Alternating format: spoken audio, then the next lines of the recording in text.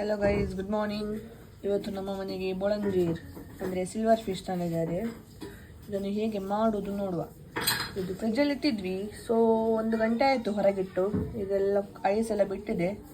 ಈಗ ಮಾಡಲಿಕ್ಕೆ ಸ್ಟಾರ್ಟ್ ಮಾಡುವ. ಇದರದ್ದು ರೆಕ್ಕೆಯನ್ನು ಕಟ್ ಮಾಡಬೇಕು. ಹೀಗೆ ನಂತರ ಅದೊಂದು ಪೊಡಸ್ ತೆಗಿಬೇಕು. ನಂತರ ನಾವು ಇದರದ್ದು ಕಣ್ಣನ್ನಿಟ್ಟು ಕಟ್ ಮಾಡ್ತಿದ್ದೇವೆ ಮೀನು. ಹೀಗೆ ಮಾಡಿದರೆ ಆಯಿತು. ಇಲ್ಲಿ ತನಕ ಕಟ್ ಮಾಡಿ ಹೀಗೆ ಅದರ ಹೊಟ್ಟೆ ಒಳಗಿದ್ದನ್ನು ಕ್ಲೀನ್ ಮಾಡಬೇಕು. ನೋಡಿ,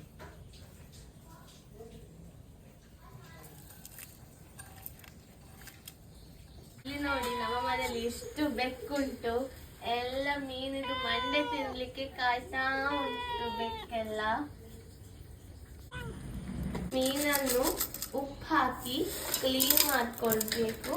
ಆವಾಗ ಎಲ್ಲ ಹೋಗ್ತದೆ.